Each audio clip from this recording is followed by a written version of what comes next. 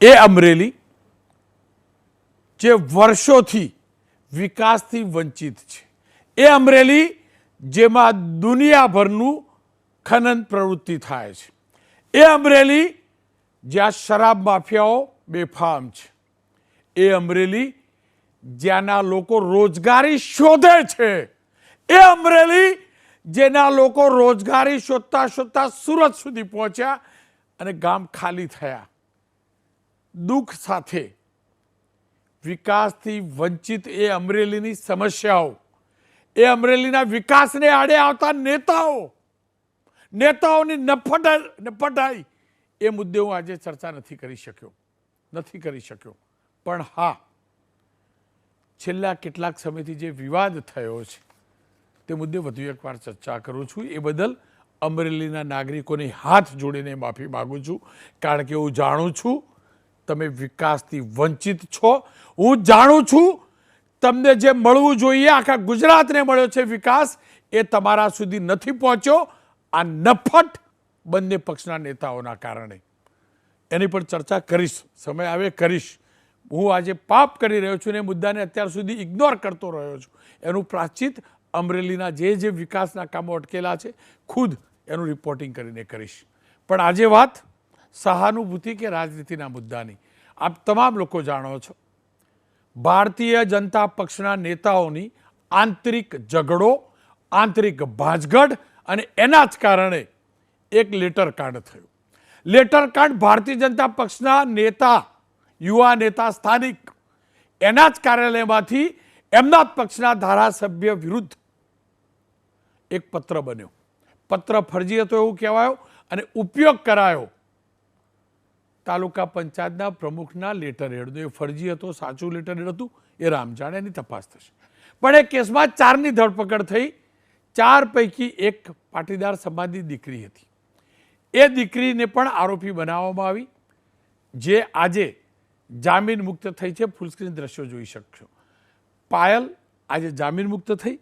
આજે જ્યારે જેલમાંથી છૂટી છે પાયલ ઘોટી, ત્યારે એના પરિવારના લોકો પહોંચ્યા, સ્વાભાવિક રીતે ભાવુક પણ હતા. અને હવે એ દીકરી એના ઘરે પહોંચી છે. આજે સ્થાનિક અદાલતે 15,000ના બોન્ડ ઉપર આ દીકરીને જામીન આપ્યા છે. આ દીકરી ઉપર જે આરોપો લાગ્યા છે, આરોપ મુક્ત કરવા માટે પોલીસે અને ખાસ કરીને ફરિયાદી પક્ષે જે એફિડેવિટ કર્યું છે, અને એ મુદ્દે હજી સુનાવણી બાકી છે. અને જે પ્રકારે એફિડેવિટ થયું છે ત્યારે સ્વાભાવિક રીતે જ એક આશા એ પણ હશે કે આરોપ મુક્ત એ થઈ જશે.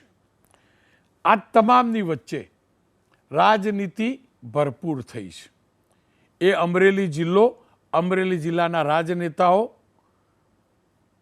અત્યાર સુધીના વર્ષોમાં શું કર્યું ને એનો હિસાબ પણ લઈ સમય આવે, પણ રાજનીતિ ભરપૂર થઈ. આ દીકરીના સમર્થનમાં અનેક લોકો આવ્યા છે. દિલીપ સંઘાણી આજે જેલ ઉપર ગયા હતા અને પાયલને મળ્યા બાદ તેમને જે વાત કરી છે એ પ્રમાણે ત્યાંની બેંક, જિલ્લા મધ્યસ્થ બેંક આ દીકરીને કાયમી નોકરી આપશે અને તેઓ નોકરી માટેનો ઠરાવ પણ થઈ ચૂક્યો છે. આ દીકરી પહેલાં ભારતીય જનતા પક્ષના એક નેતાના ત્યાં જ નોકરી કરતી હતી, જ્યાં આ લેટર બનેલો. ભાજપનો જ ધારાસભ્ય કરપ્ટ છે, હપ્તા લે છે, એ પ્રકારનો લેટર ભાજપના જ લોકોએ તૈયાર કરેલો, અને એ તૈયાર કરવાની પ્રક્રિયામાં આ દીકરી હતી, એટલે એ આરોપી બનેલી હતી. અને આ છેલ્લા 24 કલાકમાં અનેક ઠેકાણે વિરોધ પ્રદર્શન થયા છે. એ દક્ષિણ ગુજરાત હોય, સૌરાષ્ટ્ર હોય કે પછી અમદાવાદની યુનિવર્સિટી હોય, આપ જોઈ શકો છો. અનેક જગ્યાએ કહેવામાં આવ્યું કે આ દીકરીને ન્યાય મળવો જોઈએ. અનેક જગ્યાએ આવેદનપત્રો અપાયા છે. આપ આ દ્રશ્યો જોઈ શકો છો. એ જામનગરમાં પણ થયું, બનાસકાંઠામાં પણ થયું, જૂનાગઢમાં પણ થયું. તમામ ઠેકાણે પાટીદાર સમાજના દીકરાઓ આગળ આવ્યા, આવેદનપત્રો આપ્યા. ગુજરાત યુનિવર્સિટીની અંદર NSUના કાર્યકર્તાઓ પહોંચ્યા, આપ જોઈ શકો છો. તેમને પણ એ પ્રોટેસ્ટ કર્યું હતું. ખેર, અમદાવાદમાં જે પ્રોટેસ્ટ કર્યું હતું, આ મુદ્દે પ્રમાણિક ચર્ચા થવી જરૂરી છે. મારો વ્યૂ ચોક્કસથી નફટાઈથી આપીશ, અને અમરેલીના નેતાઓમાં ત્રેવડ હોય તો ટેલિવિઝન ચાલુ રાખજો. 8:20 થી 8:22 તમે શું કર્યું છે ને એ હું ખુલીને બોલીશ. અને જેનામાં જે નેતામાં ત્રેવડ હોય રોનક નારાયણભાઈ પટેલના નામે કેસ કરી શકશે 8:20 થી 8:22 સાંભળીને. કારણ કે હું જાણું છું આખું કાંડ, આખો ખેલ જાણું છું નેતાઓનો. આ મુદ્દે ચર્ચા કરવા શ્રદ્ધાબેન જોડાય છે, ભારતીય જનતા પક્ષના નેતા છે. જેનીબેન ઠુમર કોંગ્રેસના નેતા છે. પડછાયાની જેમ આ દીકરીની સાથે રહ્યા હતા. દિનેશભાઈ બામણિયા ટ્રસ્ટી ખોડલધામ, અલ્પેશભાઈ કથેરિયા કન્વીનર ખોડલધામ. દિનેશભાઈ, આપનાથી જ વાતની શરૂઆત કરવા માગીશ. ખોડલધામ થકી કયા પ્રયાસ કરવામાં આવ્યા અને જામીન મુક્ત આ દીકરી થઈ છે. હવે એ પણ કહેવામાં આવ્યું છે અને હું બોલ્ડલી ચર્ચા કરું છું, હું પટેલનો દીકરો છું પણ પત્રકાર તરીકે ચર્ચા કરું છું, પત્રકાર તરીકે ચર્ચા કરું છું. હું એ મંદિરમાં આવીને નમન કરું છું માતાજીને, પણ અહીંયા કેમેરા આગળ હું પત્રકાર છું. જો આ પાટીદારની દીકરી ના હોત તો તમારો આટલો પ્રયાસ થયો હોત. અને સેકન્ડ થિંગ, જે પોલીસે આ પાયલને આરોપી ગણાવી, રિમાન્ડ માગ્યા, એ જ પોલીસ હવે એમ કહે છે કે આરોપી નહોતી. આ સ્થિતિ માટે જવાબદાર કોણ? રોનકભાઈ, કોઈ પણ સમાજની દીકરી હોત તો અમારી ભૂમિકા હોત, એ વાતમાં કોઈ મિનમેક નથી. પરંતુ જે આરોપી દીકરીને બનાવવામાં આવી એની મુખ્ય ભૂમિકા પોલીસની છે અને ફરિયાદીની અને ઉપરના કહેવાતા રાજનેતાઓના દબાણના જોરે આ પોલીસે કામ કર્યું. અને પોલીસની કામગીરીમાં એટલું બધું પોલીસ અંધ થઈ ગઈ રાજનેતાઓની ચાપલુસી કરવામાં કે એની પાસે વાલા થવા માટે એ કાયદાનું પણ ભાન ભૂલી ગયા કે અમે કોનું રક્ષણ કરવા માટે અમને કઈ જવાબદારીમાં બેસાડ્યા છે. પોલીસ દ્વારા સમગ્ર પ્રક્રિયા ફરિયાદથી લઈને લાસ્ટ જામીન અરજી પૂરી થઈ ત્યાં સુધીની પ્રક્રિયામાં ઘણી બધી ભૂલો પોલીસ દ્વારા કરવામાં આવી છે રોનકભાઈ. અને પોલીસની ભૂમિકાની સાથે સાથે રાજનેતાઓના જે ઝઘડાઓ હતા, અંદરના ઝઘડાઓ, એ નેતાઓમાં આ તો પ્રજાની સામે રોનકભાઈ આવ્યું છે. સોશિયલ મીડિયા, લોકો, કાર્યકર્તાઓ અને તમામ મીડિયાના થ્રુ આ વાત લોકો સુધી પહોંચી. હું તો એવું માનું છું કે આવા જો રાજનેતાઓની સામે જેટલી ફરિયાદો હોય છે, રાજનેતાઓ થકી જે ફરિયાદો થતી હોય છે, એમાં કેટલા બધા નિર્દોષ લોકો એમાં અટવાઈ જતા હશે અથવા અત્યારે કદાચ જેલની યાતનાઓ પણ ભોગવતા હશે. એ આ વ્યક્તિ આ ફરિયાદ ઉપરથી સાબિત થાય છે. અમે પણ ભૂતકાળમાં ભોગ બન્યા છીએ ત્યારે જે વેદના પરિવારને થઈ છે એનો કોઈ તોડ મળે એવી સ્થિતિમાં નથી. પણ હવે પછી આવી કોઈ વેદના કોઈને ના મળે એના માટે ખાસ હું તમને ફરીથી કહું કે રાજનેતાઓ જેને આ પ્રજાએ ચૂંટીને મોકલ્યા છે એવા રાજનેતાઓની સાથે સાથે તંત્ર, સિસ્ટમ અને સરકાર અને એટલી જ પોલીસ જવાબદાર છે કે આનું આવી રીતે દબાણપૂર્વક કામગીરી થઈ. આપનો ખૂબ ખૂબ આભાર. ખેર, અલ્પેશભાઈ સાથે વાત કરી છે. અલ્પેશભાઈ, આપે તો LLB કર્યું છે, કાનૂનને બહુ સારી રીતે જાણો છો. જે પણ પ્રક્રિયા થઈ, કેસ કરવો, આરોપી બનાવવા, ત્યારબાદ રિમાન્ડ માગવા, રિમાન્ડ મેળવવા, રિમાન્ડ મેળવ્યા બાદ યુ-ટર્ન કરીને એફિડેવિટ કરવું પોલીસનું, આ બધું જે થયું એ દબાણવશ કર્યું પોલીસે કે પવિત્ર ભાવે કર્યું?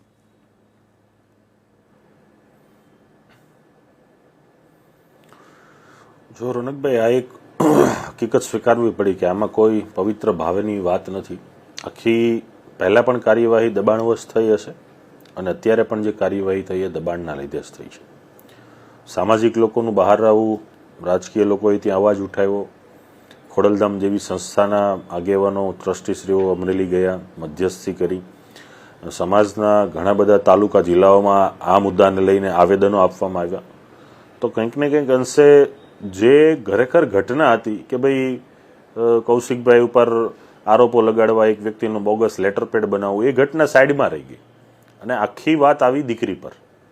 એટલે દીકરીવાળી જે બાબત હતી કે ઓફિસમાં નોકરી કરતી યુવતી પર આ રીતે ખાલી એના ટાઈપિંગના ભૂલના કારણે એને આ ગુનામાં સંડોવી દેવી, અને એ પણ એવા ગુનામાં જેમાં પાછળથી 338નો ઉમેરો કરવામાં આવ્યો. 338માં 10 વર્ષથી લઈ અને આજીવન કેદ સુધીની જોગવાઈ છે. આવી ગંભીર કલમ ખાલી લેટર પેડમાં એડ થઈ હોય એવું મેં પહેલી વાર જોયું. એટલે કંઈક ને કંઈક પહેલાં પણ ભૂલ હતી અને અત્યારે પણ દબાણવશ થઈ અને આ નિર્ણયો લીધા છે. પરંતુ જે થયું તે હું માનું છું કે જે જવાબદારી સામાજિક લોકોએ નિભાવવી જોઈએ એ કંઈક ને કંઈક નિભાવવામાં લોકો કાચા પડી રહ્યા છે. બાકી આ રીતે દીકરીની બેઇજ્જતી ન થાય, દીકરીનો વરઘોડો ના નીકળે અને પહેલાં તો દીકરીની ધરપકડ જ ના થાય. પણ જે થયું એ અંતે કાયદાની કોર્ટમાં કે કુદરતની કોર્ટમાં જે કહ્યું એ થોડા દિવસોની અંદર દીકરી એના પરિવારને મળ્યા છે અને આજે જ જામીન મુક્ત થયા છે. એની સૌથી વધુ અમને ખુશી છે કે જે મુદ્દેથી અમે જે લડાઈ લડ્યા હતા અને લડાઈના પરિણામના ભાગરૂપે આજે પ્રથમ વિજય થયો છે. હજી આવતીકાલે કોર્ટમાં એનું સંપૂર્ણ નામ FRI-માંથી દૂર થાય એની પ્રક્રિયા આવતીકાલે થવાની છે. એમાં પણ દીકરીને એના ફેવરમાં હુકમ આવી એમ આશા રાખીએ છીએ અને ભવિષ્યના દિવસોમાં દીકરી જે પણ ત્યાં જાહેરાત થઈ છે કે કોઈ કહી રહ્યા કોઈ કાયમી નોકરી આપવામાં આવે અને જો માન સન્માન પરત આપવામાં આવે અને આ જ રાજ્યની અંદર આ જ સમાજની વચ્ચે આ જ અમરેલીની ધરતી ઉપર આ દીકરી વટભેર જીવી શકે એ સન્માન એને પરત મળે તો અમે માનીશું કે જે પણ અમે જે એમના દીકરી માટે જે કોઈ પ્રયત્ન કર્યા છે એ પ્રયત્ન સફળ ગણાશે. અલ્પેશભાઈ જુઓ, મારી જે જાણકારી છે પ્રકારે આપ પહેલાં આપમાં હતા, ત્યારબાદ બીજેપીમાં જોડાયા, પણ આ બધું સાઈડ ઉપર મૂકીને કાલની તમારું મેં સ્પીચ સાંભળી એમાં તમે કહ્યું કે ફાર્મ હાઉસ ફાળવવાના હતા, પછી ફાર્મ હાઉસ ફાળવ્યું નહીં એટલે ભાડાથી લેતા તો ના આપ્યું, અને તમે એ પણ કહ્યું પક્ષ માટે પક્ષના સમર્થન કે વિરોધમાં નથી કરતો. આ વાત ગમી. પણ અલ્પેશભાઈ એક વાત એ પણ તો છે ને, આ નેતાઓની નફ્ફટાઈ, આ નેતાઓની નાલાયકીની સામે પાટીદાર સમાજ મોટો છે, સંસ્થાઓનું વજન છે. નાના નાના સમાજની દીકરીઓ પણ આ રીતે હેરાન થતી હશે ને? તમને નથી લાગતું આ નફ્ફટ નેતાઓને કમસે કમ હવે સમય આવી ગયો, માફ કરજો પણ સમય આવી ગયો છે, આપણી દીકરીઓ આખા ગુજરાતની કહી દઈએ કે આ નફ્ફટ નેતાઓના ત્યાં નોકરી ના કરશો, ગમે ત્યારે ભેરવી દેશે.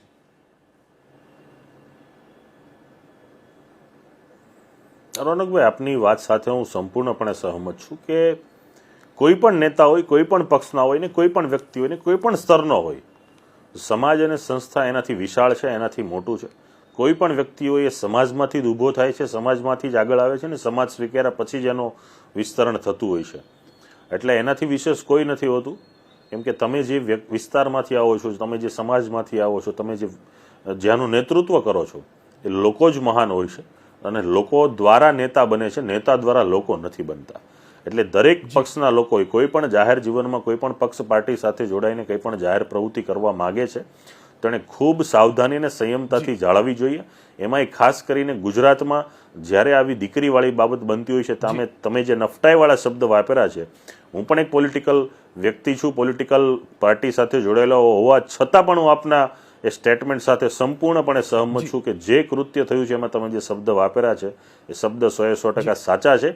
અને આ શબ્દ સાચા એટલા માટે આપને બોલવા પડે છે કે ઘટના એવી બની છે કે જ્યારે રાજકીય બાબતોની અંદર આવી રીતે દીકરીઓ પીસા છે ત્યારે આ શબ્દનો પ્રયોગ થવો જ જોઈએ. અને એ કોઈ પોલિટિકલ પાર્ટી તરીકે કે સામાજિક વ્યક્તિ તરીકે મારે એનું કાઉન્ટર પણ નથી કરવું. બિલકુલ આપના શબ્દોને વધાવું. અલ્પેશભાઈ, મારાથી બે ખોટા શબ્દો બોલાઈ ગયા. નાનો સમાજ, મારો કહેવાનો મતલબ એ હતો કે વસ્તીની પરિપ્રેક્ષમાં નાનો સમાજ, એમને આવું થશે ને ન્યાય કોણ અપાવશે? એમના આવું થશે ને ન્યાય કોણ અપાવશે? એમના સમાજની દીકરી જોડે કોણ ઊભું રહેશે? જેની મતદાતા ઓછા છે, જેની વસ્તી ઓછી છે. હું રોનકભાઈ ફર્સ્ટ ડેથી કહેતો આવું છું કે આ પાટીદાર સમાજ મોટો સમાજ છે ને એની દીકરી છે એવું નથી. આને ગુજરાતની દીકરી તરીકે જોવું કે આ સ્વાભાવિક છે કે મોટા સમાજની દીકરી હોવા છતાં પણ આ થયું છે તો કાલ સવારે નાના સમાજની દીકરીના પ્રશ્નની સાથે કોણ ઊભા રહેશે? પણ મને લાગે છે કે ગુજરાતમાં હજી ખમીરવંતા ઘણા બધા લોકોનું જીવન જીવે છે કે આવા મુદ્દાઓને લઈને પોતે કંઈક બોલે છે, પોતે કંઈક ફાઇટ કરે છે, તંત્ર સામે લડવાનું થાય તો લડે છે, સિસ્ટમ સાથે એપ્રોચ કરે છે. મારે આ બાબતમાં જોડાવાનું કારણ એટલું જ હતું કે જ્યાં જ્યાં સિસ્ટમે જે લૂફોલ્ટ ઊભા કર્યા છે અને એ લૂફોલ્ટના કારણે દીકરીને ખોટી રીતે કઠેરામાં ઊભી કરી છે, એ દીકરીને સમાનભેર આજે જે બહાર આવી છે અને જે આજનું જે ભાવુક જે દ્રશ્ય હતું કે દીકરી જ્યારે જેલમાંથી બહાર આવે છે, માતા પિતાને મળે છે અને રડે છે, એ જેના ઘરે આ પરિસ્થિતિનો ભોગ લેવાનો હોય એ જ વ્યક્તિ જાણી શકે.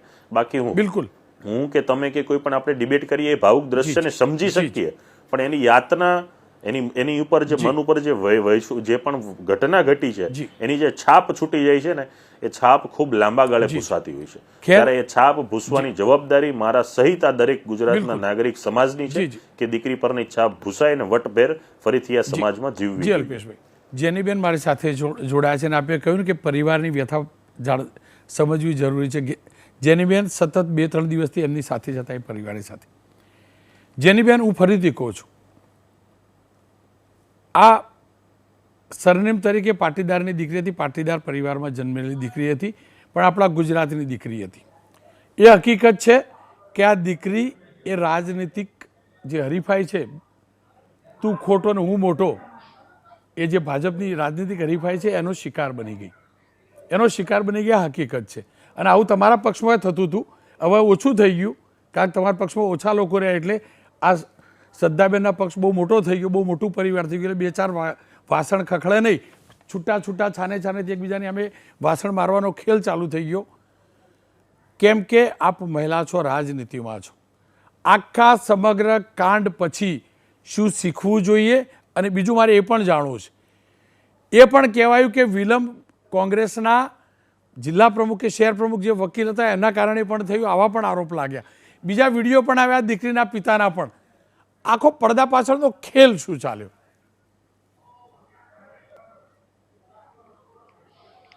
રોનકભાઈ, આપ સૌથી પહેલા તો પૂછવા માંગીશ કે શ્યોર છો કે હું બધું જેવું છે એવું જ બોલું? સાચું કહું, જેનીબેન ઠુમર બોલતા હોય તો હું શ્યોર છું, પણ કોંગ્રેસના ઉમેદવાર રહી ચૂકેલા અને કોંગ્રેસના મહિલા પ્રમુખ બોલતા હોય એટલે રાજનેતા પાસે પૂર્ણતઃ સત્ય બોલવાની અપેક્ષા રાખું એટલો મૂર્ખો તો હું નથી. પણ હા, એક બેન પાસે ગુજરાતની દીકરી રાજનેતા થાય તો પણ શક્ય હોય એટલું ખોટું ઓછું બોલે એટલો તો ભરોસો છે. સરસ, તમે રાજનેતા જેવો જ જવાબ આપ્યો, પણ હું આગળ કંઈ કહીશ નહીં. હવે આખી જે ઘટના છે, આની હું સંપૂર્ણપણે આ કેસની આખી જ્યારથી બની ત્યારથી સાક્ષી છું.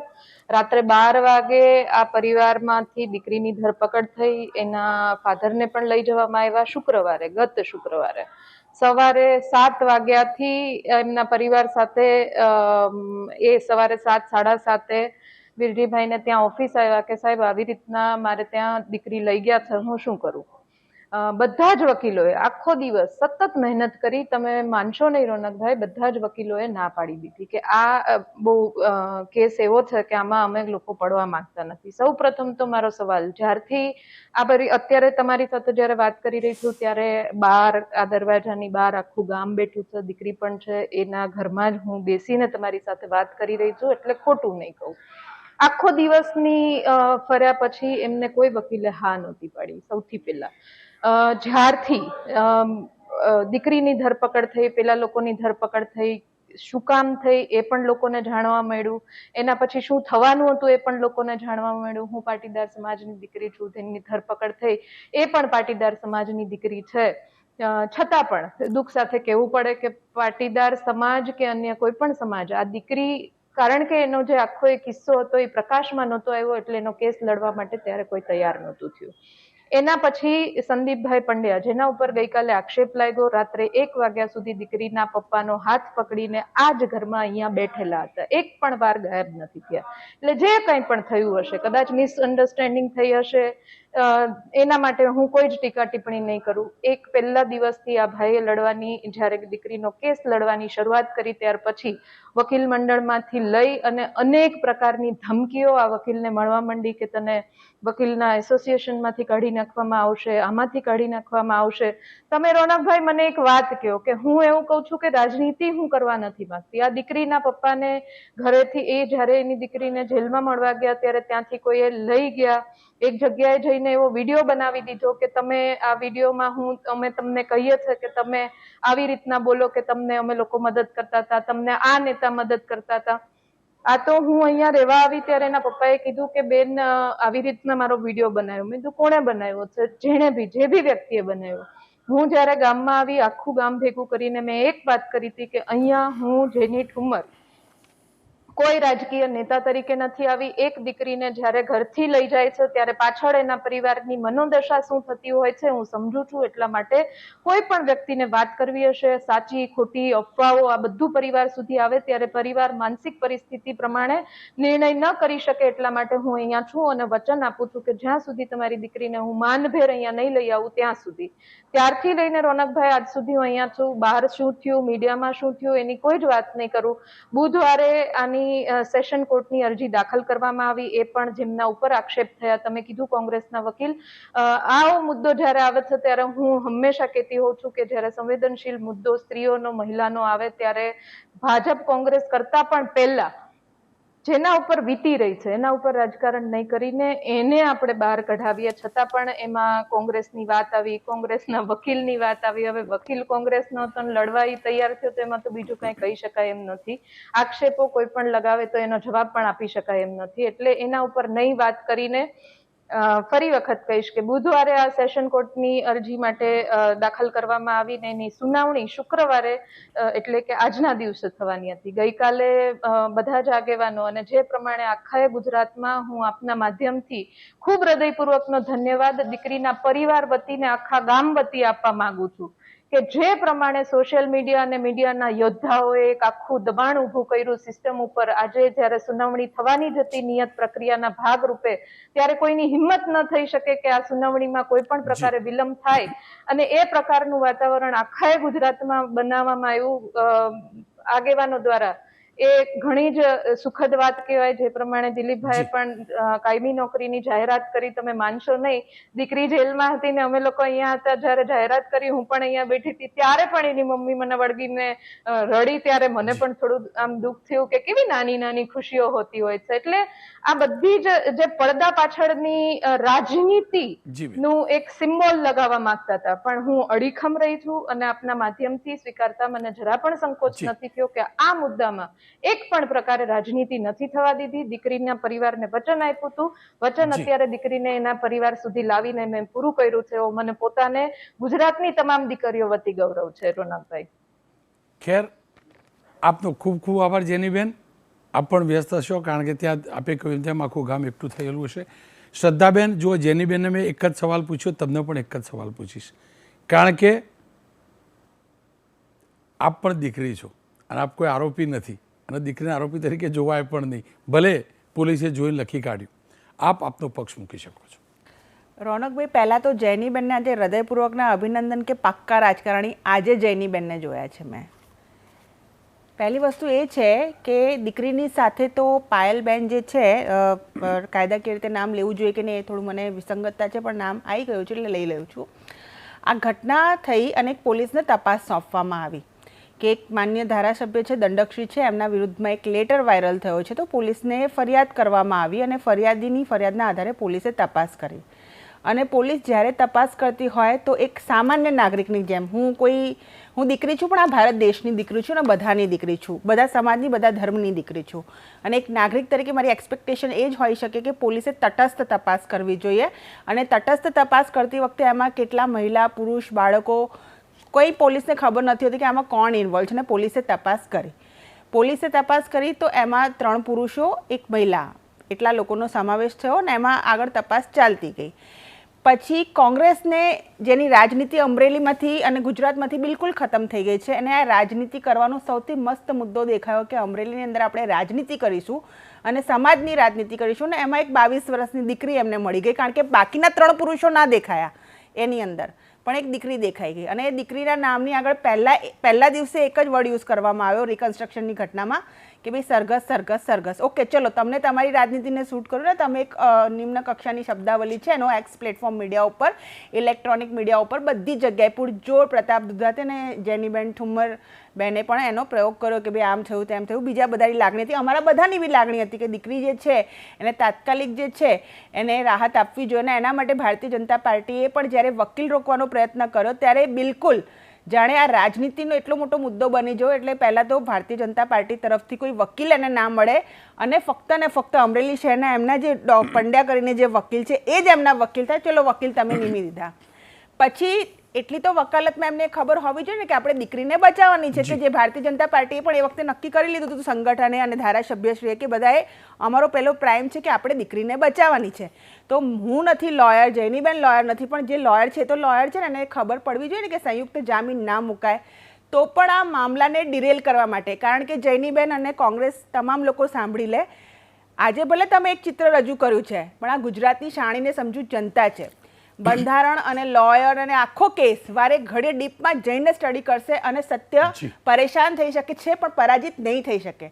જેનીબેન તમે પાક્કા રાજકારણી બની ગયા છો, કારણ કે તમે દીકરીની જામીન ના થવા દીધી, સંયુક્ત જામીન થાય એ પ્રકારના પ્રયાસો અને ખૂબ સારી રીતે તમારા લોયરે કર્યા કે ના થાય. અને ઇલેક્ટ્રોનિક મીડિયા અને સોશિયલ મીડિયામાં મુદ્દો કઈ ને કઈ રીતે દીકરી જે 22 વર્ષની છે એની માનસિક સ્થિતિ ગમે તે થઈ જાય પણ એની જામીન ના થવી જોઈએ, કારણ કે એ જામીન મળી જશે અને એ ઘરે પહોંચી જશે તો તમારી રાજનીતિ બંધ થઈ જશે. તમે દીકરીના ઘરે જતા રહે ને ત્યાં કોઈ પણ ભારતીય જનતા પાર્ટીના લોકો સંપર્ક ના કરી શકે એ રીતે બિલકુલ જેમ ડિજિટલ અરેસ્ટ એમ હાઉસ અરેસ્ટ કરીને આખી જે છે આખું પિક્ચર ક્રિએટ કરી દીધું. તમે પાક્કા રાજકારણી થયા છો જૈનીબેન આજે.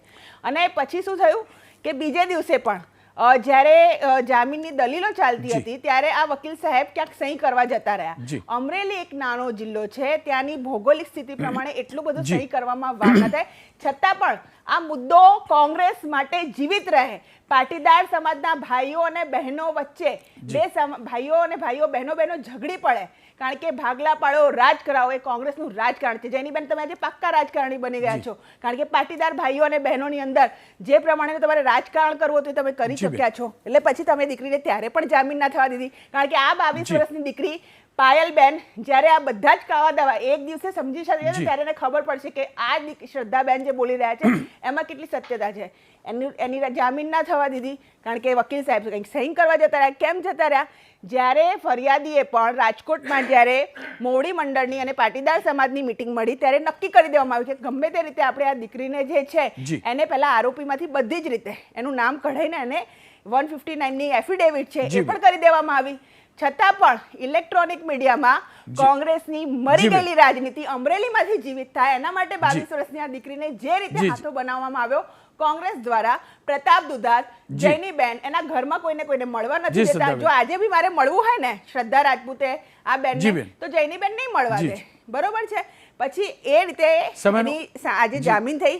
પરંતુ હું તમને એટલું જ કહેવા માંગુ છું કે દીકરી સાથે ભારતીય જનતા પાર્ટીની સરકાર અને સંગઠન છે જ. અમારા ધારાસભ્યએ પૂરતી અને જેણે ફરિયાદ કરી છે એ દીકરીનું નામ આરોપીમાંથી નીકળી જાય અને માન્ય દિલીપ સંઘાણીજીએ એને નોકરીની બી જાહેરાત કરી છે, પણ એ પછીના બી આરોપીઓ છે જેમણે પોલીસનો તપાસનો વિષય છે, ન્યાયાલયનો તપાસનો વિષય છે, પણ પ્રેશર ટેકનિક કરીને સંયુક્ત જામીનમાં આરોપીઓને છોડાવવાની જે પ્રેશર પોલિટિક્સની શરૂઆત ગુજરાતની અંદર કોંગ્રેસે કરી છે. આ 6.5 કરોડની ગુજરાતની જનતાના તમામ ધર્મ તમામ સમાજના લોકો એ લોકો જોશે કે જે અરાજકતા ફેલાવવામાં કોંગ્રેસ ભૂતકાળમાં પંકાયેલી હતી એને આજે આ કરી છે. આ બંનેનો ખૂબ ખૂબ આભાર. અને મેં કહ્યું હતું એ વચન નિભાવ્યું. પેટા ક્વેશ્ચન નહીં કરું બંને બહેનોને. હવે રહી વાત મારા પોતાના વ્યૂની. અમરેલી આજે પણ તમામ રીતે નેતાઓના પાપના કારણે પછાત છે. અગાઉ કોંગ્રેસમાં થતું હતું પત્રિકા યુદ્ધ, એકબીજાના વિરુદ્ધ સ્ટોરીઓ અમને પણ આપવાનું. હવે એના કરતાં પણ વરવી હાલત ભારતીય જનતા પક્ષમાં ને ખાસ કરીને અમરેલીમાં છે. લોકસભાની ચૂંટણી વખતે ધારાસભ્યોનું જૂથ એક તરફ ઉમેદવારની સાથે અને એ જ ભાજપના પૂર્વ સાંસદ સહિતના નેતાઓનું જૂથ બીજી તરફ એકબીજા વિરુદ્ધ પ્રપંચ કરતા હતા. હું સાક્ષી છું. એ એમની રાજનીતિ એમને મુબારક. આ પત્રિકા યુદ્ધ પણ એ જ રાજનીતિનો હિસ્સો છે. કદાચ ચહેરા બદલાયા છે, મોહરા બદલાયા છે. દુઃખની વાત એ છે કે આ દીકરી એ જ પત્રિકા યુદ્ધના જે ષડયંત્રકારીઓ હતા એમના ત્યાં નોકરી કરતી હતી અને એ પણ આ ષડયંત્રનો શિકાર બની. કાનૂની રીતે એને હવે જામીન મળ્યા છે. બની શકે કે કાલે એ મુક્ત પણ થાય, આરોપ મુક્ત પણ થાય. પણ મારો સવાલ અમરેલીના એક નફટ નાલાયક નેતાઓનો છે. ક્યારે તમે આટલી ચિંતા મારા અમરેલીના વિકાસની કરી છે? આટલી ચર્ચા કરી છે? અમને ક્યારે અમરેલીના વિકાસ માટે સ્ટોરી આપી છે? અમને જ્યારે તમે સ્ટોરી આપીને એકબીજાના પગ ખેંચવાની સ્ટોરી આપી છે. એ ભાજપના નેતાઓએ હાલ આપી, ભૂતકાળમાં કોંગ્રેસના નેતાઓએ આપી. ભાજપનું હાલ શાસન છે. ભાજપના એ તમામ જિલ્લા પંચાયત, તાલુકા પંચાયતના સભ્યો, સાંસદ સભ્ય, ધારાસભ્ય, એક પણ નેતા, એક બે જિલ્લા પંચાયતના સભ્યો રેતી ચોરી સામે અવાજ ઉઠાવેલો છે. હિંમત રેતી ચોરી બંધ કરાવવાની? એ હિંમત નથી. શિખંડી બની લોકોને આગળ કરી આંતરિક ખેલ કરવામાંથી ઊંચા આવો. તમે અમરેલીને બરબાદ કરી ચૂક્યા છો. મહેરબાની કરીને હવે માફ કરો અમરેલીને, માફ કરો. તમારી આ ગીધડ ચાલથી શિખંડીના ચાલથી હું ફરીથી કહું છું, બધું હોવા છતાંય હું જે જોયું છે અમરેલીની અંદર એ પ્રમાણે આર્થિક રીતે અને વિકાસની રીતે આ જિલ્લો આજે પણ પછાત છે. આજ ભારતીય જનતા પક્ષના શાસનમાં ગુજરાતના અનેક જિલ્લાઓમાં સર્વાંગીક વિકાસ થયો છે, પણ એ વિકાસ ત્યાં એટલે નથી પહોંચ્યો કે નેતાઓ એકબીજાને નીચા બતાવવામાંથી ઊંચા નથી આવતા. એમનું કૃત્ય માત્ર ને માત્ર એ છે, સવાર પણ એના માટે પડે છે, સાંજ પણ એના માટે પડે છે, અને રાતે પણ આવા જ પત્રિકાઓના કાવા દાવા થાય છે. પત્રિકા કોને છાપી છે, કેમ છપાઈ છે, એમાં લખાયેલી વાતનું કેટલું સત્ય છે, અમરેલી ભાજપનો એક નેતા જાણે છે, કોંગ્રેસનો એક નેતા જાણે છે, પણ એ મુદ્દે કોઈ નહીં બોલે, કોઈ નહીં બોલે.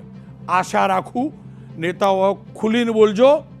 મહેરબાની કરીને શિખંડી ચાલ ના રમતા શિખંડી ચાલ તમારા જ પાપે.